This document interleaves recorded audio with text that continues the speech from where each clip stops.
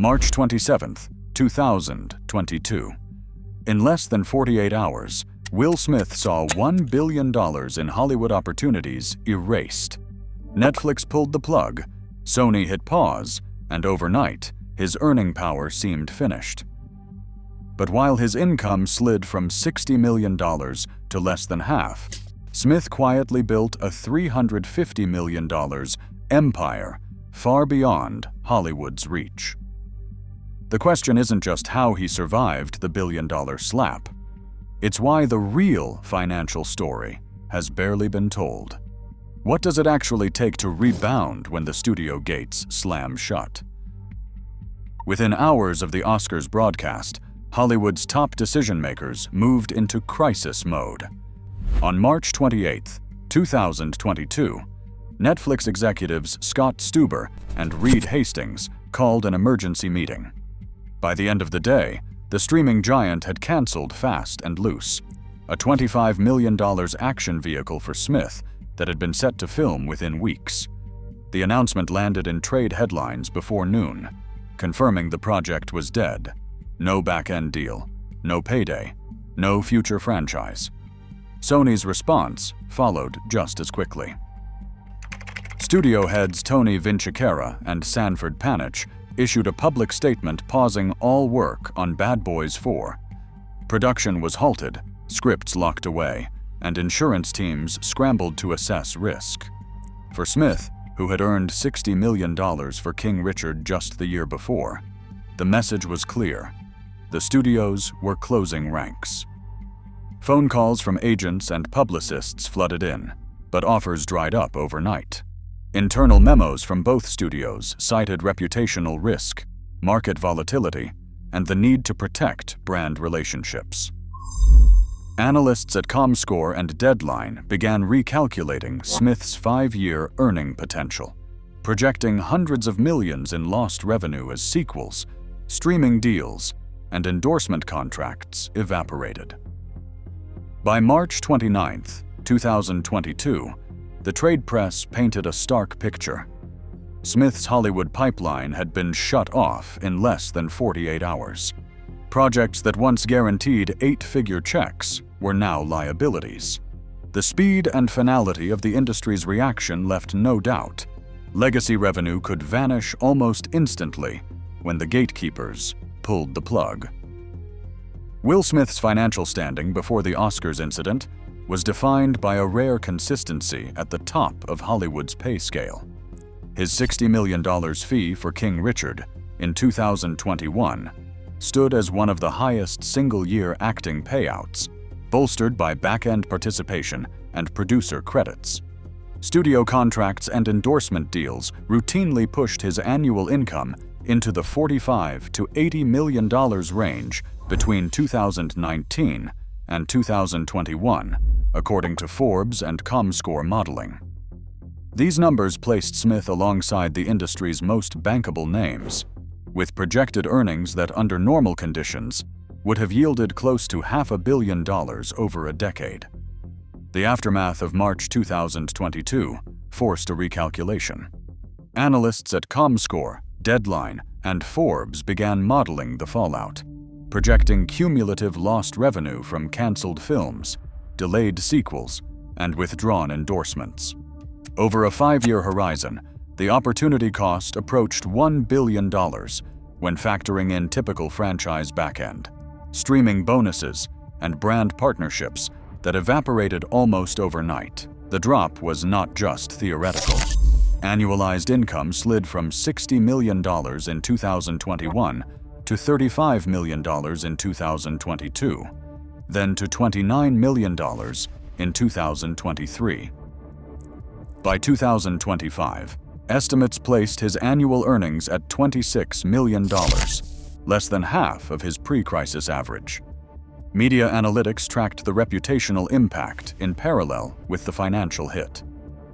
Sentiment trackers from YouGov and BrandWatch documented a sharp downturn in public favorability, with negative coverage dominating headlines and social media for months. The chilling effect on studio confidence was immediate. Risk models from internal memos at Netflix and Sony treated Smith's brand as a liability, locking him out of projects that once guaranteed 8-figure checks. These figures anchor the magnitude of what was lost. The rapid evaporation of nearly $1 billion in projected earnings reframed Smith's Hollywood profile from automatic green light to reputational risk. The numbers also explain the urgency behind his pivot to independent ventures and diversified investments, a strategy designed to insulate future income from the volatility of studio approval and public sentiment. Recurring income streams became the backbone of Will Smith's financial resilience after the collapse of his Hollywood pipeline. In 2015, Smith and his son Jaden launched Just Water, aiming to disrupt the bottled water industry with an eco-friendly brand.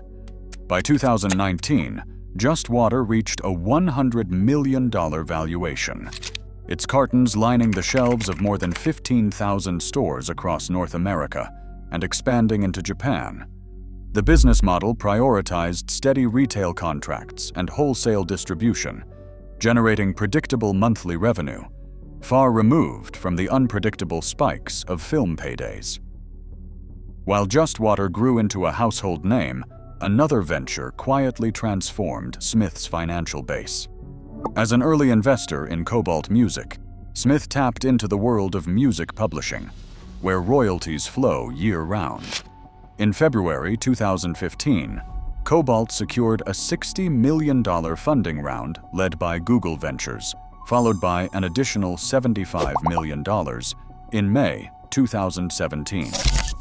The company now manages rights for over 25,000 songwriters, including Paul McCartney and Stevie Nicks. For Smith, this means a share in a royalty engine that pays out not only for new hits, but also for decades-old classics, income that arrives regardless of box office trends or public sentiment. The mechanics behind these ventures reveal a deliberate move away from Hollywood's feast or famine cycle.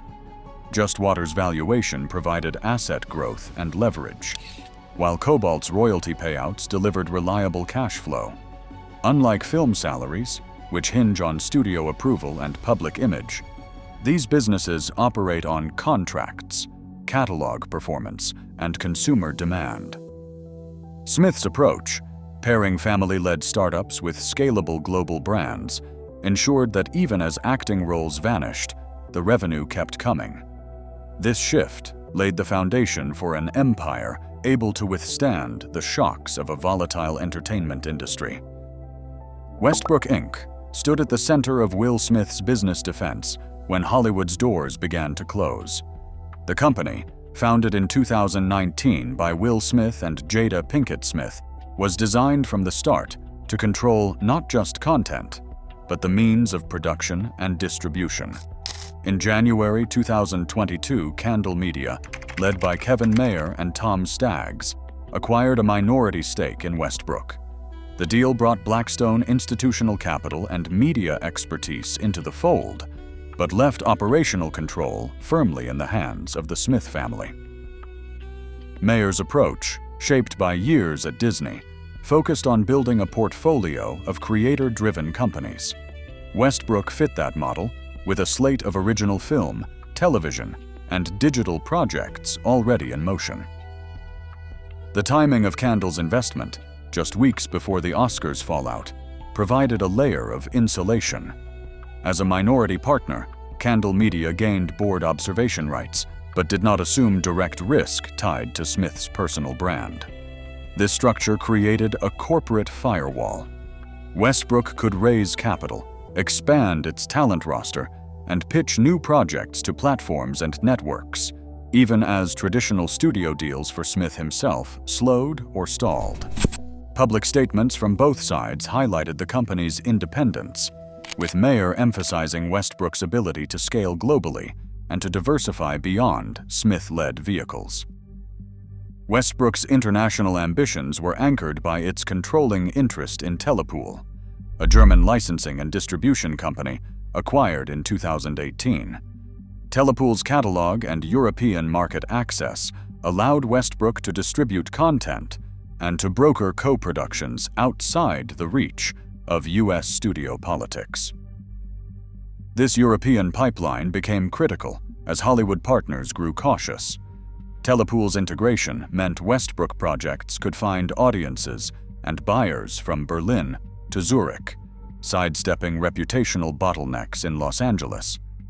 While U.S. studios weighed the risks of working with Smith, Westbrook's hybrid model, part family office and part global producer, kept the content pipeline open. The Candle Media deal and the Telepool acquisition together established a buffer against sudden shocks, allowing Westbrook to maintain its valuation and to keep growing, even as Smith's on-screen roles diminished. By prioritizing ownership and global reach, Smith's team built a platform that could withstand the volatility of celebrity and the fickleness of Hollywood approval. A new generation of fans discovered Will Smith not through the box office, but through the worlds of esports, fashion, and early-stage tech. In April 2019, Smith's Dreamers Fund joined a $46 million investment round for Gen.G, a global esports powerhouse with teams competing in the United States, China, and Korea. Gen.G's Seoul Dynasty franchise made headlines in the Overwatch League, while the organization's Los Angeles headquarters signaled its intent to dominate the North American market. Smith's involvement was strategic. He secured branding rights and a place at the table as esports viewership soared among Gen Z and millennial audiences. The push for cultural relevance did not stop at gaming. In October 2019, Bel-Air Athletics, Smith's own fashion label inspired by his Fresh Prince legacy, launched to immediate demand. The debut collection sold out almost instantly, with the Academy track jacket priced at $95, becoming a streetwear staple. Later drops included pieces handcrafted in Milan, and collaborations with the London Lions basketball team and Selfridges in the UK, extending the brand's reach far beyond nostalgia. Bel-Air Athletics was not just merchandise. It was a calculated play for long-term brand ownership and direct fan engagement, bypassing the traditional endorsement model. Smith's venture capital bets rounded out his modern portfolio. He invested $30 million in Julep Beauty, $6 million in Stance Socks, and nearly $6 million in Chromatic, a digital music platform. With stakes in almost 30 startups, including animation and real estate tech, Smith built a web of assets designed to thrive in digital culture. These moves captured the loyalty of a youth audience and ensured that even as Hollywood wavered, his influence and earning power remained firmly in his own hands. Smith's property portfolio stands as the most tangible evidence of his financial discipline. The Calabasas estate, sprawling across 150 acres with a 25,000 square foot main residence, is valued at $42 million. This compound, often compared to a private resort, anchors his balance sheet with hard assets far removed from Hollywood's mood swings. In September 2021, he expanded with an $11.3 million purchase in Hidden Hills, a neighborhood known for its celebrity residents and tight security. On the other side of the world, his Dubai villa in the hills carries an $8.2 million valuation, reflecting a strategy of international diversification. Smith's approach to real estate is not just about accumulation, but liquidity. In Hawaii, he executed 2 high-profile flips, buying one property for $13.5 million and selling it for $20 million, and buying another for $10 million and selling it for $12 million. After the Oscars fallout, he offloaded a Baltimore residence for $817,000 and listed a Los Angeles property at $2 million, moves interpreted by brokers as hedging against further income instability. Each transaction is documented in county deeds and public filings, underscoring a pattern of asset management that values flexibility as much as prestige. Yet while his real estate holdings remained secure, his philanthropic credibility took a direct hit. The Will and Jada Smith Family Foundation saw revenue plunge from over $2.1 million in 2021 to just $365,870 in 2022, an 83% drop. Corporate donors like American Airlines withdrew $76,160 in support, and Creative Artists Agency pulled funding entirely. IRS filings confirm the collapse, linking donor flight directly to reputational risk. For Smith, the contrast is stark. While property and portfolio assets held firm, the cost to his philanthropic standing proved far more volatile. Will Smith's digital footprint dwarfs his Hollywood setbacks. His YouTube channel alone commands 10.8 million subscribers and has racked up 1.84 billion views, making it one of the most watched celebrity-run accounts in the world. Each video, whether it is a behind-the-scenes look at family life, a high-stakes bungee jump, or a candid conversation about personal setbacks, generates both ad revenue and direct sponsorships. In a single week, uploads can draw millions of views, translating to six-figure monthly payouts that bypass the traditional studio gatekeepers. Smith's digital strategy extends far beyond YouTube. He collaborates with TikTok and Instagram creators like King Vader and Jordan the Stallion, tapping into younger audiences and multiplying his reach across platforms. These partnerships keep his brand relevant and allow him to test new content ideas without network approval or box office pressure. The numbers are public. Branded integrations and sponsored posts routinely attract engagement rates that rival those of major entertainment franchises. The publishing world has also become a direct channel to fans. Smith's Memoir. Will was released on November 9, 2021, and landed at the top of bestseller lists. In the book, he writes that he realized his worth lay not just in movies, but in owning his story. That same philosophy now drives his music comeback. Smith is planning a 3-album project called Based on a True Story, set for release in 2025, alongside his first headline European tour. Without relying on Hollywood's approval, Smith is building an ecosystem where every view, stream, and ticket sold flows directly into his business empire. The digital audience he has cultivated is now a core asset, one that cannot be canceled by any studio decision. Opening weekend for Bad Boys Ride or Die brought a surge of attention and money back to Will Smith's name. The film debuted with $56.52 million at the U.S. box office, fueled by pent-up demand and speculation about whether Smith could still draw crowds. By the end of its theatrical run, global receipts reached $404.52 million, more than quadrupling its $100 million production budget. Comscore analysts pointed to the film's performance as proof that Smith remained a bankable star, regardless of recent history. The commercial success had ripple effects beyond ticket sales. Within days, Netflix reversed its previous stance and quietly restarted development on Fast and Loose, the very project it had dropped in the aftermath of the Oscars incident. Studio insiders confirmed that box office numbers, not sentiment polls, drove the decision. For the first time since 2022, Smith's market value was validated not by projections, but by hard revenue. Speculation extended into digital markets as well. Unofficial meme tokens and NFT collectibles referencing Smith's public controversies appeared on fringe crypto exchanges, briefly attracting attention from online traders.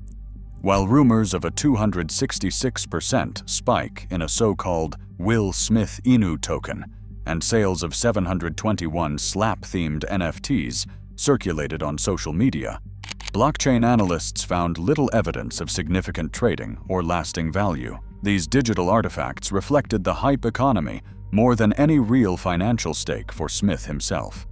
The real story was at the box office, where his commercial pull proved impossible to ignore. Today, Hollywood's gatekeepers no longer decide who builds a legacy.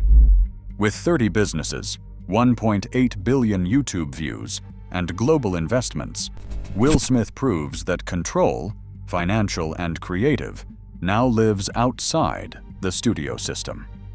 As reputations shift in real time, the real power belongs to those who diversify. For every scandal, there is a new playbook, and Smith is already writing the next chapter.